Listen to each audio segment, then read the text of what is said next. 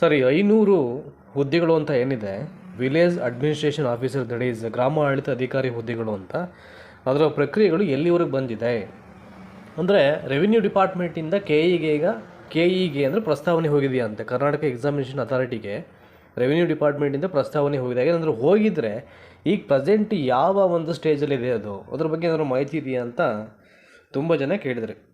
ನೋಡಿ, ಇದಕ್ಕೆ ಸಂಬಂಧಪಟ್ಟ ಹಾಗೆ ನಿಮಗೆ ಜನವರಿ 3ನೇ ತಾರೀಕಲ್ಲಿ ಒಂದು ಪತ್ರವನ್ನು ಬರೆದಿರು. ಅದಾದ ನಂತರದಲ್ಲಿ ಕೂಡ ಇದುವರೆಗೂ ಯಾವುದೇ ರೀತಿಯ ಅಥೆಂಟಿಕೇಟ್ ದಾಖಲೆಗಳು ಬಿಡುಗಡೆ ಆಗಿಲ್ಲ. ನೋಟಿಫಿಕೇಷನ್ ಮಾಡಬೇಕೋ ಇಲ್ವೋ ಅನ್ನಲಿಕ್ಕೆ ಸಂಬಂಧಪಟ್ಟ ಹಾಗೆ ಅಂದರೆ ಪ್ರಕ್ರಿಯೆಗಳು ಎಲ್ಲವೂ ಕೂಡ ಪೂರ್ಣ ಆಗಿದೆ ಈಗ. ಸೊ ಯಾವ ಥರ ಅದು ನೋಡಿ, ಈಗಾಗಲೇ 500 ಗ್ರಾಮ ಆಡಳಿತ ಅಧಿಕಾರಿ ಹುದ್ದೆಗಳ ನೇಮಕಾತಿಗೆ ಸಂಬಂಧಪಟ್ಟ ಹಾಗೆ ಎಲ್ಲ ಪ್ರಕ್ರಿಯೆಗಳನ್ನು ರೆವಿನ್ಯೂ ಡಿಪಾರ್ಟ್ಮೆಂಟು ಕಂಪ್ಲೀಟ್ ಮಾಡಿದೆ.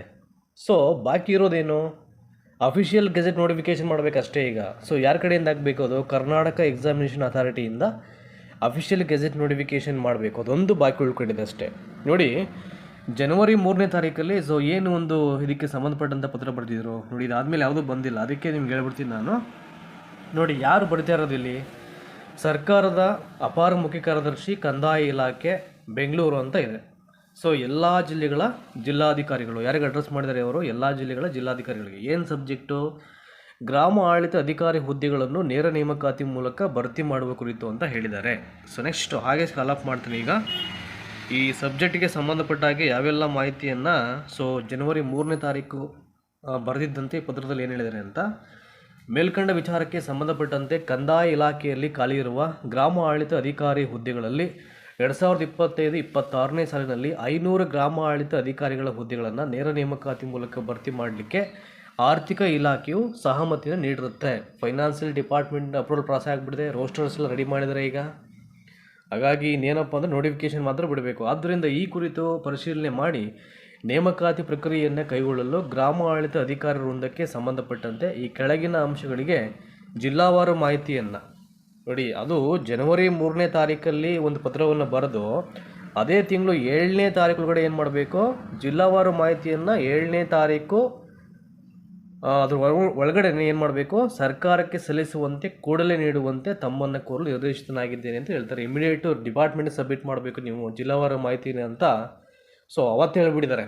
ಸೊ ಜನವರಿ 3ಕ್ಕೆ ಪತ್ರ ಬರೀತಾರೆ, ಜನವರಿ 7ನೇ ತಾರೀಕು ಒಳಗಡೆ ನೀವು ಜಿಲ್ಲಾವಾರು ಮಾಹಿತಿಯನ್ನು ಇಮಿಡಿಯೇಟ್ ಗೌರ್ಮೆಂಟ್ ಸಬ್ಮಿಟ್ ಮಾಡಿ ಅಂತ ಹೇಳ್ತಾರೆ ಅದರಲ್ಲಿ. ಸೊ ಯಾವ ರೀತಿ ಇದೊಂದು ಕಾಪಿಯನ್ನು ಅವರೇ ಪ್ರಿಪೇರ್ ಮಾಡ್ತಾರೆ, ಮಾಹಿತಿಗಳನ್ನು ಯಾವ ಥರ ಕೊಡಬೇಕು ಅಂತ. ಸೊ ಫಸ್ಟು ಒಟ್ಟು ಮಂಜೂರಾದ ಹುದ್ದೆಗಳ ಸಂಖ್ಯೆ, ಅದರಲ್ಲಿ ಭರ್ತಿಯಾಗಿರತಕ್ಕಂಥ ಸಂಖ್ಯೆ, 2025ರಲ್ಲಿ ನೇಮಕಗೊಂಡ ಗ್ರಾಮ ಆಡಳಿತ ಅಧಿಕಾರಿಗಳ ಸಂಖ್ಯೆ ಎಷ್ಟು, ಅದರಲ್ಲಿ ಕರ್ತವ್ಯ ಮಾಡಿಕೊಂಡಂಥ VAOಗಳೆಷ್ಟು, ಖಾಲಿ ಇರುವ ಹುದ್ದೆಗಳ ಸಂಖ್ಯೆ ಎಷ್ಟು, ಹಾಗೆಯೇ ಹಾಲಿ ನೇಮಕಾತಿ ಮಾಡಲು ಜಿಲ್ಲೆಗೆ ಅಗತ್ಯ ಇರುವ ಗ್ರಾಮ ಆಡಳಿತ ಅಧಿಕಾರಿಗಳ ಸಂಖ್ಯೆ ಎಷ್ಟು ಅಂತ ಈ ಥರ ಕಾಲಮನ್ನು ಪ್ರಿಪೇರ್ ಮಾಡಿ ಅವರೇ ಕೇಳಿರ್ತಾರೆ. ಈಗ ಇಮಿಡಿಯೇಟು 7ನೇ ತಾರೀಕು ಕೂಡ ಸಬ್ಮಿಟ್ ಮಾಡಿ ಅಂತ. ಸೊ ಇದಾದ ನಂತರದಲ್ಲಿ ಇದುವರೆಗೂ ಕೂಡ ಇದಕ್ಕೆ ಸಂಬಂಧಪಟ್ಟಂಥ ಯಾವುದೇ ಅಫಿಷಿಯಲ್ ಸರ್ಕ್ಯುಲರ್ ಆಗಲಿ ಇನ್ನೂ ಕೂಡ ಬಿಡುಗಡೆ ಆಗಿಲ್ಲ. ನೋಡಿ, ಇದು ಜನವರಿ 3ನೇ ತಾರೀಕು ಅಂತಂದರೆ ಈಗ ಯಾವ ಮಂತ್ಲಿದ್ದೀವಿ ನಾವು, ಫೆಬ್ರವರಿ, ಮಾರ್ಚ್, ಏಪ್ರಿಲ್, ಮೇನಲ್ಲಿ ಇದ್ದೀವಿ ಈಗ ಅಲ್ವಾ.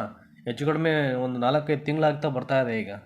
ಹಾಗಾಗಿ ಸೊ ಪಾಪ ಅವ್ರು ಕೇಳಿದ್ರು ಅಂತ ಅಂದ್ಕೊಂಡು ನಾನು ಈ ಮಾಹಿತಿಯನ್ನು ಕೊಟ್ಟಿದ್ದು, ಒಂಚೂರು ಇದು ಇನ್ಫಾರ್ಮೇಷನ್ಗೋಸ್ಕರವಾಗಿ. ನೋಡೋಣ ಇದು ಏನಾದರೂ ಬಂತು ಅಂತಂದರೆ ಇದಕ್ಕೆ ಸಂಬಂಧಪಟ್ಟಂಥ ನೋಟಿಫಿಕೇಷನ್ಸು ಅದ್ರ ಬಗ್ಗೆ ಖಂಡಿತವಾಗಲೂ ಮಾಹಿತಿ ಕೊಡ್ತಕ್ಕಂಥ ಪ್ರಯತ್ನ ಅಂತೂ ಇದ್ದೇ ಇರುತ್ತೆ. ಸೊ ಈ ವಾಹಿನಿಯಲ್ಲಂತೂ ಯಾವುದೇ ಡಿಪಾರ್ಟ್ಮೆಂಟ್ಸ್ ಆಗಲಿ ಯಾವುದೇ ಸರ್ಕ್ಯುಲರ್ ಆಗಲಿ ಬಿಡುಗಡೆ ಆಯಿತು ಅಂತಂದರೆ ಮಾಹಿತಿ ಕೊಡ್ತಕ್ಕಂಥ ಪ್ರಯತ್ನ ಅಂತೂ ಇದ್ದೇ ಇರುತ್ತೆ. ಹಾಗಾಗಿ ಹೆಚ್ಚಿನ ಸಂಖ್ಯೆಯಲ್ಲಿ ಸಬ್ಸ್ಕ್ರೈಬ್ ಮಾಡಿ, ಎಲ್ಲರಿಗೂ ಶೇರ್ ಮಾಡಿ. Thank you so much.